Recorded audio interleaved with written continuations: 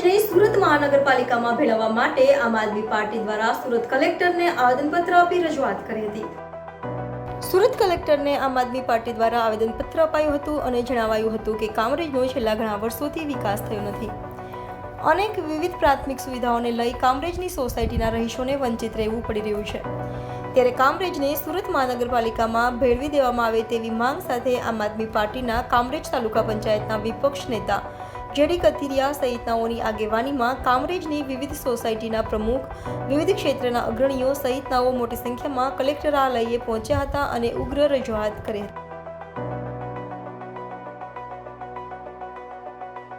નામ જેડી કથિરિયા, કામરેજ તાલુકા પંચાયત વિપક્ષ નેતા આમ આદમી પાર્ટી। રજૂઆતો અમારી ઘણા સમયથી આ છે અને કામરેજની અંદર જે કાંઈ સમસ્યાઓ છે તો એ સમસ્યા દૂર કરવા માટે અમે મહાનગરપાલિકાની માંગ લઈને આવ્યા છીએ। કેટલા સમયથી સમસ્યા છે અને કઈ કઈ સમસ્યાઓથી તમે કંટાળ્યા?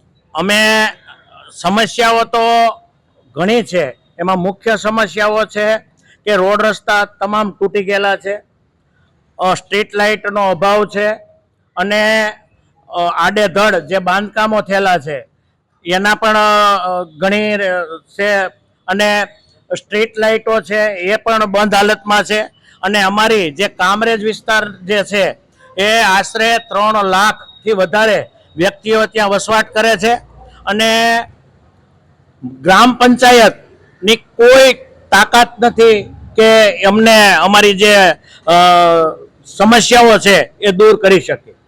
એના માટે અમે કલેક્ટરશ્રીને આવેદન પાઠવવા આવ્યા છીએ અને તમે જોઈ શકો છો તે અમારી સાથે મોટી સંખ્યામાં સોસાયટીઓના આગેવાનો છે, પ્રમુખો છે અને બધા હાજર છે। મારું નામ સતીશ કુમાર પ્રજાપતિ છે, કામરેજ વિસ્તારમાં રહું છું, જાગૃત નાગરિક છું અને એક સોસાયટીના રહીશ તરીકે અત્યારે કલેક્ટર કચેરીએ આવેલો છું।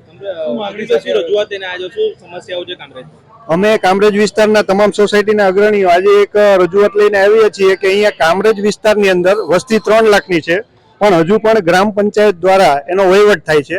ગ્રામ પંચાયત 3 લાખની વસ્તીને પ્રાથમિક સુવિધાઓ આપવા માટે પણ સક્ષમ નથી।